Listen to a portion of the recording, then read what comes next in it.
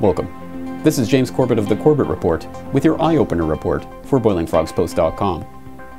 The large, sparsely populated nation of Kazakhstan has become in recent years the poster child of a new type of geopolitics.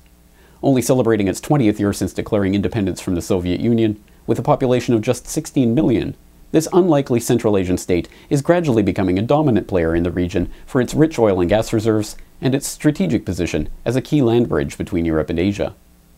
Part of the so-called New Silk Road countries facilitating trade between East Asia and Western Europe, Kazakhstan, Kyrgyzstan, Tajikistan and Uzbekistan are assuming a new role in international relations as they become more important in trans-continental trade and as their energy resources are opened up to foreign business interests.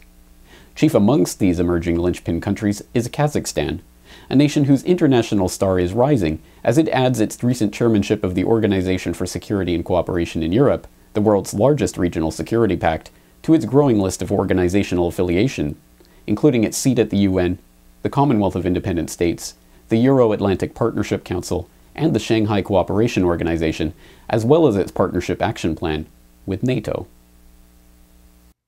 A dictatorship in all but name, the country has been ruled by President Nursultan Nazarbayev for the entirety of its 20 years of independence. Opposition parties do not hold a single seat in the country's parliament. As a result, Nazarbayev has become the face of Kazakhstan on the international stage, enjoying photo ops and attention from American, Russian, Chinese, and other heads of state, who are increasingly courting Kazakhstan for access to its resources and transportation corridors. What this growing prestige and international importance points to is a tug-of-war of sorts that is happening as the country positions itself in an emerging power struggle between the East and West. What is emerging is something akin to a game of chess, where one player positions one piece on the board only to have the other player match that effort. Only in this case, the players squaring off are the NATO countries and the East Asian nations. The board is Kazakhstan itself, and the game is for control of Kazakhstan's resources and trade routes. In 2009, Kazakhstan inaugurated a new gas pipeline linking the country to China, Turkmenistan, and Uzbekistan. Our top story: Chinese President Hu Jintao joined the leaders of Turkmenistan, Kazakhstan and Uzbekistan at an inauguration ceremony for the China Central Asia natural gas pipeline on Monday. The inauguration took place at a gas plant near the Turkmen-Uzbek border.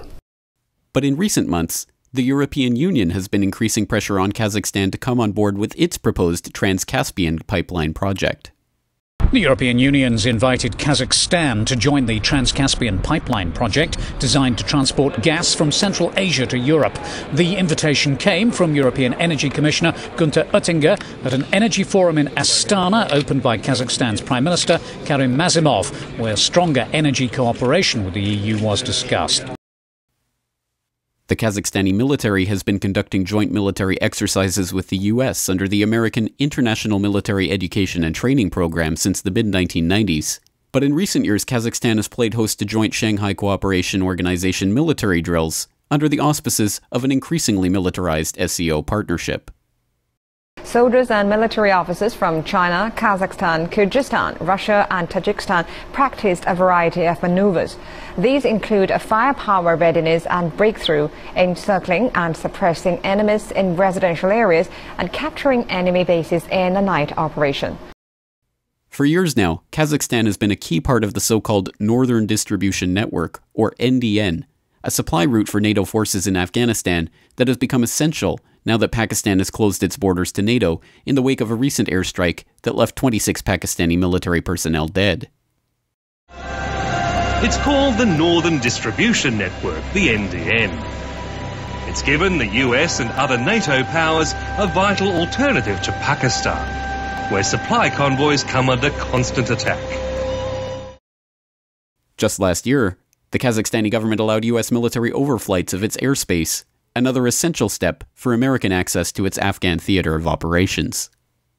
However, earlier this month, Kazakhstan became even more closely linked with China via a new railway link. China and Kazakhstan helped link another crucial part of this land bridge after their rail tracks met in the border town of Kyrgyzstan in China's northwest. And the route is expected to boost trade between China, Central Asia and even Europe. For the time being, President Nazarbayev seems to be content to play both sides of the game against each other for his own benefit. However, as with any authoritarian, Nazarbayev is facing increasing opposition from a public that is sick of seeing its country's wealth and resources sold out to the highest bidder. The Kazakh government, which has been dominated by leader Nursultan Nazarbayev for over 20 years, has promoted Chinese investment and financing of resource exploration. Yet on Saturday, opposition activists and political leaders gathered in the outskirts of Kazakhstan's largest city, Almaty. They say that the government's investment strategy does not represent Kazakh interests, only those of a tiny minority of shareholders in state oil and mining companies. Some say that for Central Asia's largest and richest nation to go into debt exploiting its own resources, the math just doesn't add up. Added to this worry is a new and altogether more sinister phenomenon in this predominantly Muslim country: Islamic terrorism. In Kazakhstan, at least 7 people are dead after a radical Islamist went on the rampage. The bloodshed culminated in the man blowing himself up, killing the police chief leading efforts to capture him. Islamic militancy is unusual in Kazakhstan, but there have been a string of recent incidents. 7 people, including 5 policemen, have been killed in a suicide blast and shootout in Kazakhstan's southern city of Taraz. Officials said that a robber raided a weapons store, killing a security guard in the process before trying to escape in a car. Several policemen were shot dead in the subsequent pursuit. When police eventually tried to arrest the man, he blew himself up. The blast claimed more victims.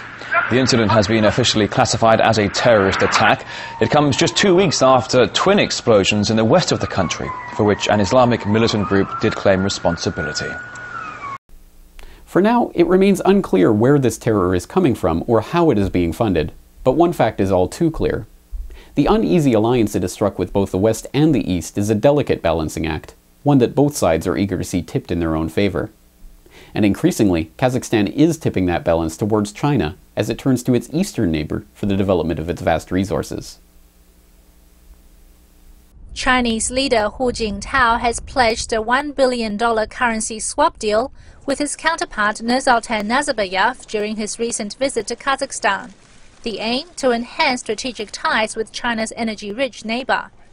The currency deal follows a series of bilateral agreements between the two countries. Hu and his Kazakh counterpart agreed to double bilateral trade to $40 billion by 2015. The two countries vowed to continue to cooperate closely to fight terrorism, separatism, extremism and cross-border organized crime. They also agreed to continue working together in energy. With regards to multilateral frameworks, the two countries vowed to continue strengthening their work in world bodies such as the United Nations and the Shanghai Cooperation Organization. In the future, they'll endeavor to maintain closer coordination on major international and regional issues. In the end, it is to be expected that the West will attempt to use a carrot-and-stick approach to bring Kazakhstan more fully in line with European and American interests, offering international prestige and sweetheart deals with one hand, and veiled threats with the other. The possibility remains that, just as the EyeOpener previously documented in the Caucasus, the West may in fact work with, fund, arm, or train Islamic radicals in Kazakhstan as a proxy strike force for terrorizing the country should they stray too far from Washington's agenda.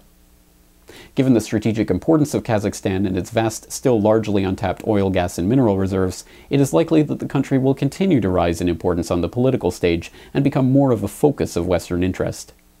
And given what the loss of such a strategic partner would mean for the Western powers, expect reports of violence, terror, and internal dissent to rise as Kazakhstan increasingly turns towards China in the elaborate chess game of regional geopolitics. This video is brought to you by the subscribers of BoilingFrogsPost.com. For more information on this and other topics, please go to BoilingFrogsPost.com. For more information and commentary from James Corbett, please go to CorbettReport.com.